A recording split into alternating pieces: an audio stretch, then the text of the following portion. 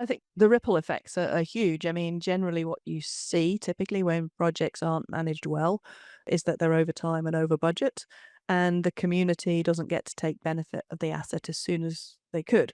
And not only that, but there's probably another project that could have been funded but has to be put on the shelf to pay for the one that's kind of going over time and over budget. You're listening to the Building Better Futures podcast, where innovation meets inspiration. In each episode, host Eric Hurani journeys alongside notable thought leaders who are shaping the future, cultivating exceptional work cultures, and nurturing the next generation of trailblazers. We aim to spark inspiration by engaging in dialogue with leaders from groundbreaking companies, innovative projects, and exceptional teams. Our goal is to empower individuals to positively impact those around them and leave a lasting legacy of positive change in our communities and society at large. Let's dive in together and explore what it takes to build better futures, one conversation at a time. Today, I'm joined by Joanne Iddon, Principal, Regional Service Leader, Project and Program Management for Arup. Hey, Joanne, how are you? Hi, Eric. I'm doing good. Thanks. How are you? Good, good. I'm really excited to have this conversation, and obviously, we've gotten to know each other over the last couple of months as we're working together on some large programs, and so it's always exciting for me to get to know more about a client and a friend, and at a personal level. So, before we jump right into it, I always like to we start with good news and gratitude. And so I'll ask you, is there any personal or professional good news or gratitude you'd like to share with me in the audience? There is actually. Arup have just moved this week into our new offices at 140 Broadway. This is literally day two. So there's a bit of chaos going on behind me right now, but we'll be celebrating 40 years in New York in a few years' time. So we have a new home in which to celebrate it. So it's wonderful to see us getting bigger and better as every year passes. So we sort of feel like a real New York firm now. That's amazing. Congrats on the new office. And is it exciting and everything you hoped it would be? It is a little just kind of, we've got a few kinks to work out, but other than that, and we've got some of our colleagues that are still to move over. So yeah, it's literally day two. How big is the office fair? Like the We work out of a number of different offices here. We have one in Newark and this office here. So we're probably about 500, something like that, across the two offices. Wow. That's amazing. That's awesome. And so how many of them will be relocated to this new office? We have a flexible work policy, so Cool. anyone's free to book desks in whichever office they choose. The seats will be open to everybody. Well, I love that. That's awesome. And 500, I didn't realize that. That's a huge practice. Very, very good. Congrats. That's amazing. To note, I might need to data check that, but Yeah, I think no, it's it might be good enough. we're yeah, that's spitballing. I'm this is not a test. So very cool. Well, my gratitude on show days always to the guests. Thank you so much. I can only imagine how busy your days are, and to take some time out to talk to me is just I'm just grateful for that. So, all right, great. Well, let's jump right into it. Let's learn a little bit about you. Tell me about yourself, your background, where'd you grow up, where'd you go to school, what was your formal education if you had one? Sure. Well, as you can probably tell, I don't have a native New York accent. I was brought up in the UK, and I went to the University of Manchester. Where did my undergrad and graduate studies in civil and structural engineering. So engineering is really at the heart for me. I'm a professional engineer, both sides of the pond, and a fellow of the Institution of Civil Engineers in London. And that was my first professional license that I obtained. And I've worked for Arup now for over 30 years. I started out with them as an engineer, but about 25 years ago, I started to represent owners, initially just doing projects, but more latterly at a program level. And now for some really quite big government owners. And there, it's not really project challenges, it's more culture and organizational change challenges. Certainly, a lot of what I've been doing in the last 15 years, 20 years has been around alternative delivery, particularly design build. So it's very different for New York, but something we've done in the UK for a long time. Very cool. And I actually love having conversations around alternative delivery because a lot of the owners are moving that way. But I've found, very often they sometimes they get pigeonholed into having to use an alternative delivery method, even if it might not be best suited for the current project. Do you ever like come across that? Is that a challenge that? Yeah, I think sometimes you do see people seeing the new and the shiny as kind of like, well, progressive design build, for example. We see a lot of people going, oh, great, we're going to try progressive. But I think it's all about having the right tool for the right project. So sometimes, yes, people do jump to the new and shiny, and it isn't always best. But there's usually a good procurement route for any given project. So it's teaching people how to make good decisions at the front end. Yeah, I think it's hard to do, but it's really important. It is. All right, well, going back to a little bit about your history, right? So, started as an engineer, and I don't know why, I just always assumed you were an architect, but you're an engineer, so that's very cool. So am I. So how did your role like kind of evolve from that like technical, right? You started as an engineer to this more leadership and strategic role that you are currently in. Sure. As part of my training in the UK, one thing that we have to do is we have to do different roles within industry. I started as a design engineer, but I was also required to get my chartership, which is my licensure, to go work as a contractor, to do estimating, to do scheduling.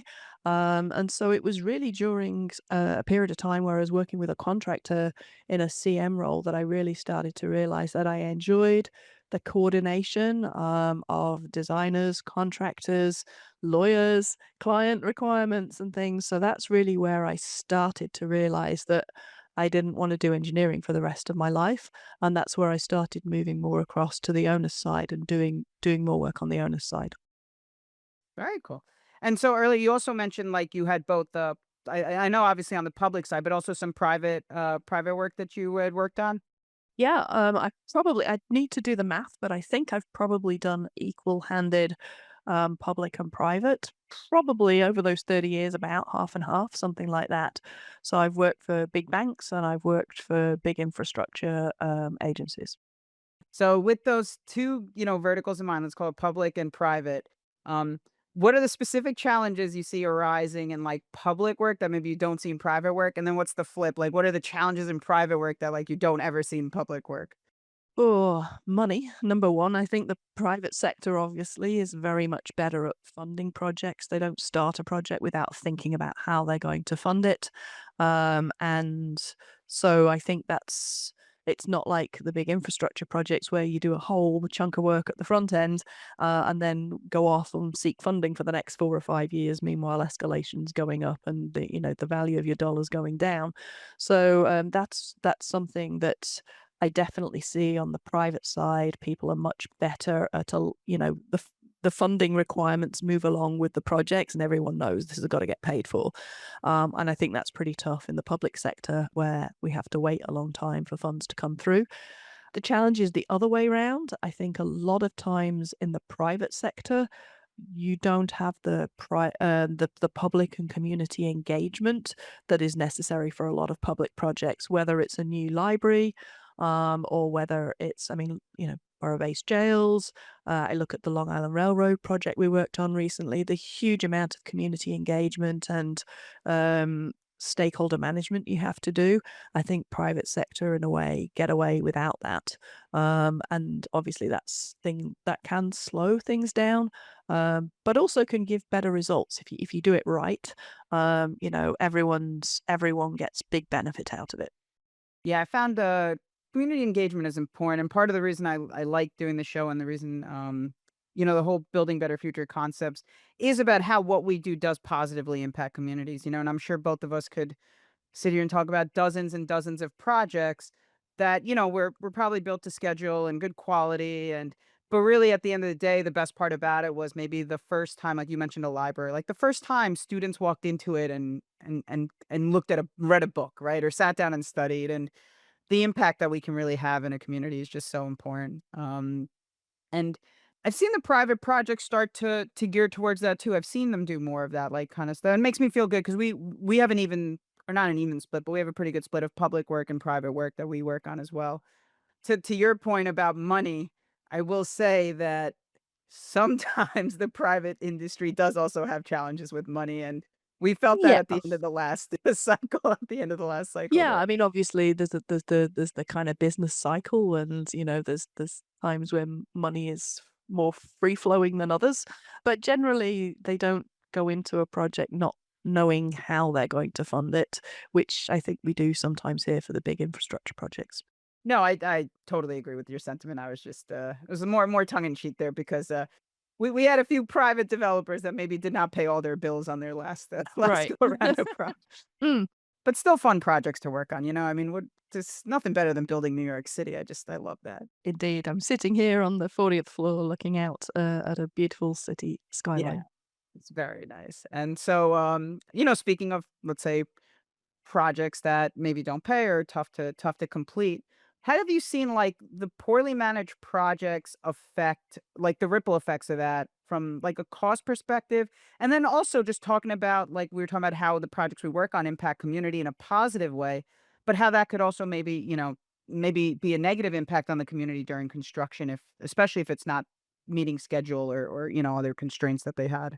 Yeah, I think the ripple effects are huge. I mean, generally, what you see typically when projects aren't managed well is that they're over time and over budget, and the community doesn't get to take benefit of the asset as soon as they could. And not only that, but there's probably another project that could have been funded but has to be put on the shelf to pay for the one that's kinda going over time and over budget. And I do think this is where well, we've been working with, DDC on their pilot design build program, and the first projects are actually being delivered this year, and hopefully we're gonna have kids in a pool, this fall, which is probably years ahead of where it would have been if we'd gone through the conventional procurement route. So I think if you can manage projects well, bring them in on time, on budget, it creates money for additional projects, but it also that would have been spent on those delays, and also it kind of delivers benefit to the community. I mean, those kids might have been out of school by the time the pool was ready under with conventional procurement. And actually, it's interesting. It's why the UK actually moved towards alternative procurement in the 1990s. There was too much government money that was being spent on delays and claims, and there was a huge kind of reinventing the industry. I mean, it's a small country, right? So you can literally have a government inquiry into an industry and they decided that they had to think of different ways of doing things because they couldn't keep pouring government dollars into projects that were just going over time and over budget.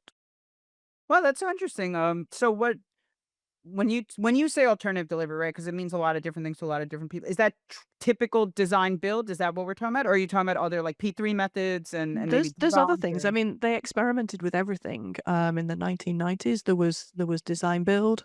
CM was certainly being used. P3s started in the 1990s because government couldn't afford to fund everything that needed doing through taxation. So there was a whole raft of different procurement methodologies that took root in the 1990s, and there's a good 30 years of experience there now. And some of them have evolved, some of them have fallen out of fashion, etc., for various reasons. But certainly when I started my career in the early 90s, that was one of the things you had to learn right out of college was the different forms of procurement and how they all worked. That is very cool. Because I know even here, talking about not being able to maybe fund all of the public works needs through taxation. I mean, I think we're going to be in a similar boat if we're not already. And like Port Authority has tested out some P3 models, and they seem to. Indeed. And there's other parts of the country that are working on that. Was that something that was successful in Britain? I don't know if you had any involvement in any of those types of projects, or I didn't in the P3s. I did an awful lot of design build, which is why oh, I'm cool. doing what I'm doing now. So yeah, I did. But we have other people here that I work with that have done the P3s, right back to those early ones in the early UK days. So yeah, it's a really interesting landscape, and you can turn into a procurement nerd when you really get into this stuff. No, I think it's great, and I find that very fascinating. I didn't know that about Britain exploring all those alternative delivery methods early on. Because even here, they're still newer, right? Like some of our city and state agencies are fighting for the authority, right, authorization to maybe use like a design build. Or I know recently DDC got their CM build in the pilot program. I don't know if that's what you were mentioning earlier when you were talking about working with them on a pilot program, but They have a public buildings program which has been running for about 3 or 4 years now to try and oh, do okay, some new public buildings. So, I think it was started in about 2019, right when they got the legislation. yep. So there's about just shy of $1 billion of construction over, I want to say 9 or 10 projects right now. Wow. That is their pilot program for largely social infrastructure projects. Very cool. And so, obviously these are all different types of hurdles. And what what do you think is the biggest like technical and political challenge when you're managing these large public projects? Obviously, procurement methods is one of them. But tell us, any others, or let's dive more into the procurement methods challenge. I mean, I'm an engineer, so I always figure technical can be solved, right? But I see most of it is really political, and part of the difficulty is the time it takes to build stuff is usually over more than one political cycle, and so that can create a lot of noise for projects, particularly the bigger projects. I mean, Gateway, how many years has that been in the making? But I do think that industry could better serve ourselves by being able to articulate business cases better and the need more coherently. I mean, I worked on the Long Island Railroad project, and that was quite interesting. There was a very clear sort of benefits case in terms of reduced accidents by putting grade crossings below grade. The noise pollution, the vehicle pollution from vehicles waiting at grade crossings that are now below grade. So I think we could do better at really measuring all the benefits that some of these projects bring rather than just, maybe the technical benefit or the number of trains per hour or whatever. Very cool. There's been, as a Long Islander, I always like to thank everyone that works on any of these Long Island Railroad projects. I'm an avid user of the system.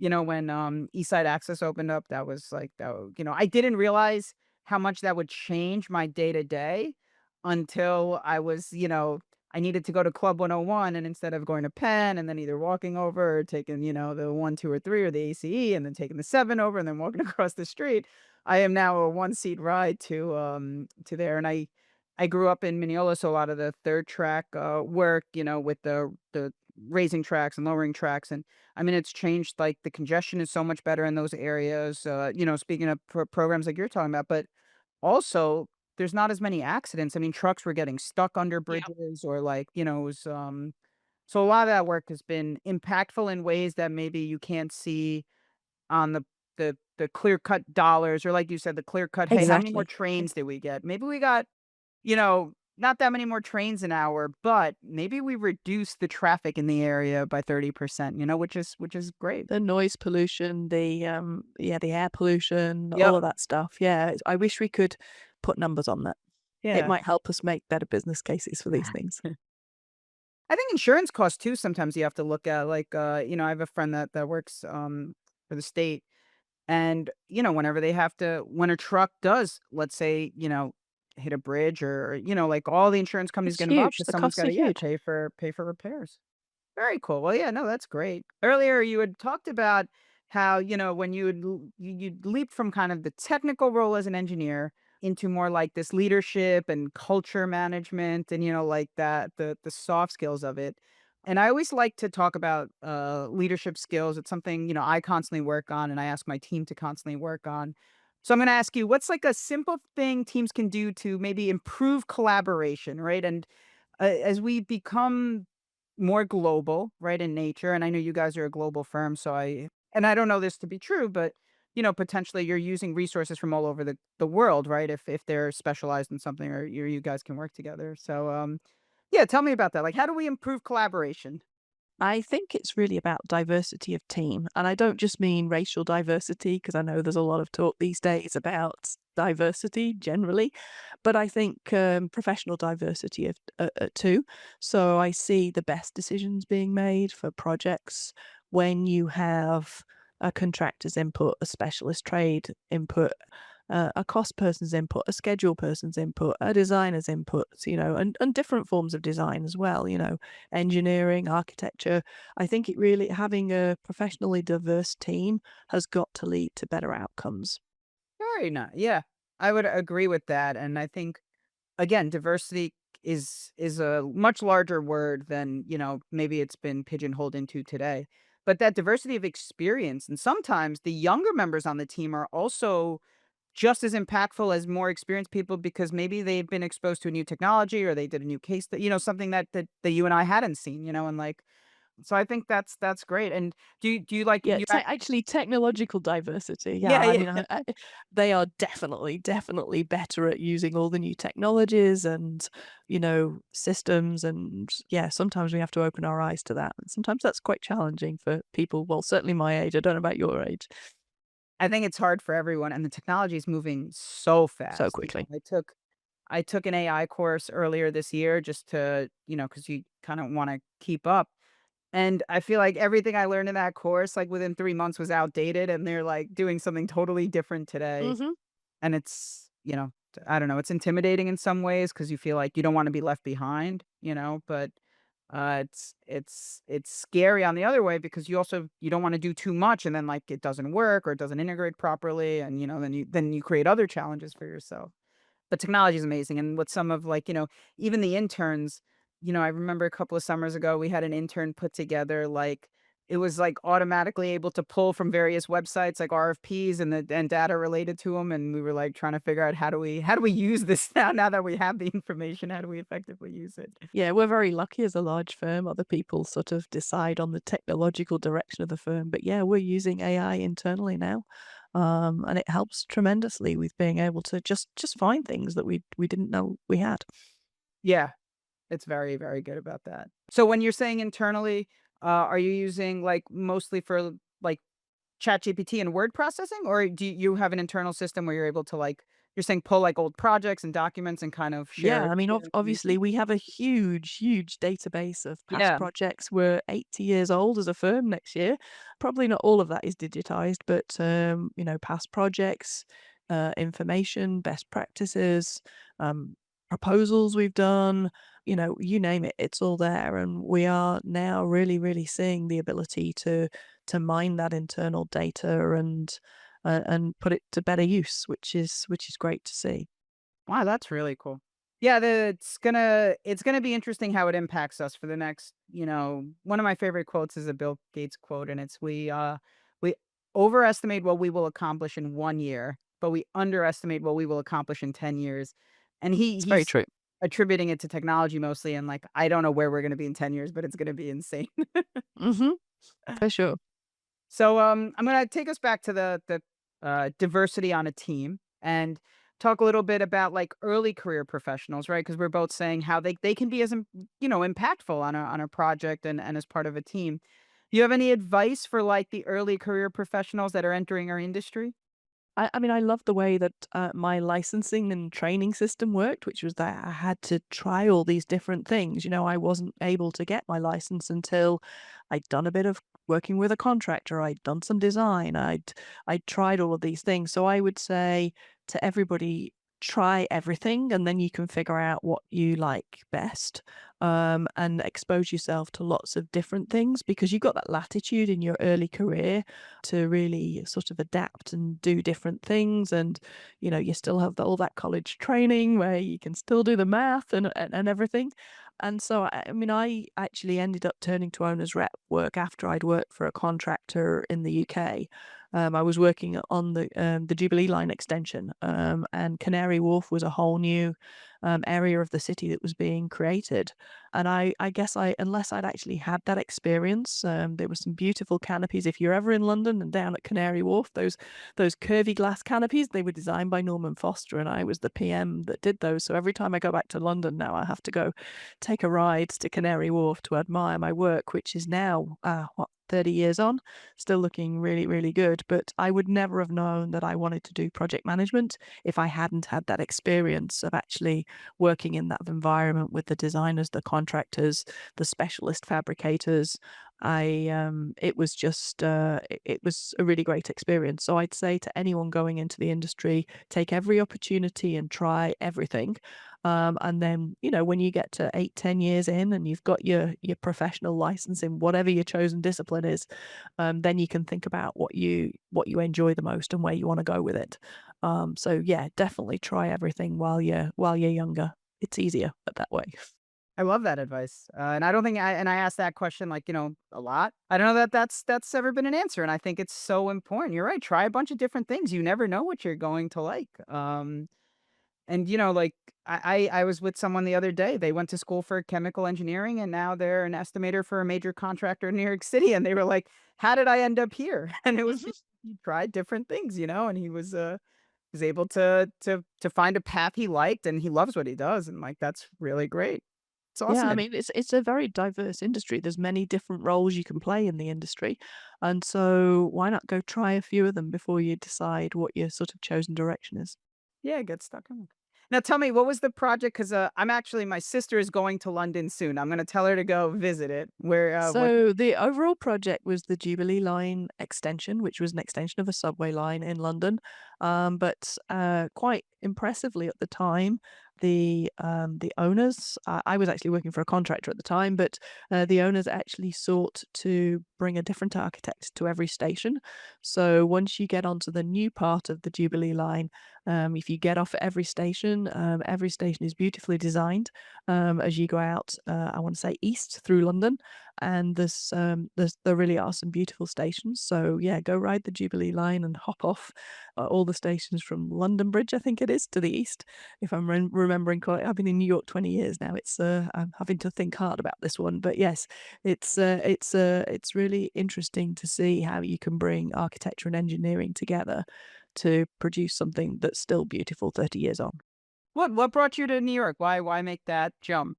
My husband's job, Um, moved, and so I was the trailing spouse. So, yeah. So that's how I ended up here, but I've loved every minute of the 20 years I've been here. Very cool. But you were with Arup prior as well, or Yes, I you was, yeah, absolutely, yeah, I've yeah, been with them for 30 years now, yeah, 30 years. That's what yeah, you said that earlier, that's why I thought. So that was great that they were yeah. able to also facilitate that, it's Yep, very nice, they're I mean, we have a very diverse range of people in the office here, in the office around the world. There's a lot of people who've moved around the world, and we have people in all corners of the world that have moved around and brought experience with them and taken root in their new homes. Well, I always like to ask, what's your, like, the favorite projects you've ever worked on, or what do you think have been the most impactful projects you've worked on? And are those the same? Sometimes they're not. Well, I already talked about the Jubilee line. That was really, really Yes. great. I mean, I was working with a big contractor at the time, which was great fun. But I'm actually really enjoying the work that I'm doing in New York right now. I mean, for the last, I want to say 10 years, I've been working with a number of the agencies who have been implementing design build programs and getting to grips with alternative procurement. And so it's difficult to name a single client, but if I could name the genre instead, it would be about helping them do things differently and experiment with different ways of procurement, to see if we can have better outcomes getting projects in the ground cheaper, faster, better. It must be so exciting to be able to do that because that's like a rare opportunity. Most of the time, at least for me, when we get involved in a project, they have a certain direction they know they're going to take it, and so it sounds like you get to be in like much earlier and kind of help and guide in those decisions being made. Yeah, I guess. Yes, I have been very lucky that, yeah, we have been able to actually decide on projects that are going to be pilots for different forms of delivery. So that has been really interesting, and it's great to see a lot of them in the ground now and not sort of stuck 10 years down the line over schedule and over budget, but actually being used. Being built. Very cool. That's awesome. And so what's the future hold for Joanne? Next 5 to 10 years, where do you hope to make the most impact and kind of help? So I still love my work in New York, and that's something that I'm going to continue with. But I now have a regional role, so I am Oh, cool. looking to do a lot more with my colleagues in Canada. We have a reasonably big team up there doing an awful lot of rail expansion work, both on the owner's side and working for contractors as well, and then also on the West Coast. So um, I'm hoping to um, I'm hoping to grow our team across the region over the next 5 to 10 years. That's very exciting. How big is so what's the region? How big is that for you? We have about, I want to say 2,000 people in the Wow. Americas right now. I think we're about 18,000 globally and about 2,000 in the region. So yeah, we've got a ways to go to kind of grow here. Very nice. Very cool. And so region will include the Americas and Canada. Is that how you guys are? Americas, yeah, and Canada, yeah, and we Wow. have some presence in Latin America, but relatively small right now. Very cool. That's exciting. Hey, congrats. I mean, I think I did congratulate you last time I saw you, but just do Yep. it again here because that's very exciting. And is that going to involve, I assume, some travel? Do you enjoy traveling? Like, is that going to be fun to see? Well, yes, I love to travel. That's a Good, very good. definitely a personal passion of mine. So, but yeah, it's really mainly to Canada and the West Coast. So I don't get to too many tremendously exotic places. Very cool. All right. Well, this has been a lot of fun. I'm gonna jump us into a lightning round Oh if boy. you like that. These will be like quick hitter, one word or two-word answers. If you don't have an answer, just let me know. We'll move on. But what's your do you have a favorite board game or card game? No. No. All right, cool. Sorry. No, No. that's fine. I don't really know what I would have answered for that either. Like maybe like it's my favorite card, I don't know, maybe like poker or something? I don't know how to get an answer. What's your favorite type of food? Cuisine, like, what's your favorite Ooh, cuisine? I love Mexican food. Yeah? Yeah. It's funny, I think you're the 2nd guest in a row that's gonna say Mexican food. Yeah. I think I'd have to plump if I could only choose one food to eat for the rest of my life. I think it would be Mexican. And any particular, like, New York, Californian, actual Mexic like, where do you like No, just everywhere? generally. Very nice, very Although, cool. actually, now you come to mention it, Indian food, I do love Indian food, but it's not always the best in New York, so, not spicy enough. Where's the best Indian food? Is it in London somewhere? Oh, UK's pretty good. Yeah, UK's pretty good. I know, Gymkhana, right, in London? It's supposed to be very good. I I haven't like I been. say, I've been here too long, I Yeah, don't yeah. know. What's your favorite, off-work activity to participate in? So, like a sport Oh, or a hobby or something like that? I do play tennis, but not enough, Oh, and that's I cool. love to swim during the summer as well, but, yeah, don't get enough time to play tennis these days, but I'd love to do more. Yeah, that's very cool. I'm, not a big, like, tennis player, but I like to watch sports and, Well, it's been a big Wimbledon weekend yeah, this yeah. weekend, so I was Yeah, glued to the it TV was this weekend. pretty cool. And I've recently started to really I love to swim. I'm doing these like super sprint triathlons, so they're very short distance, but one of it's obviously bike, run, and swim. And so I swimming is my favorite of the three. I absolutely hate running, and biking is fun, but it's just but swimming I've really enjoyed. And then last question: if you could travel anywhere in the world, and you just said you love to travel that you haven't been to, where would you go?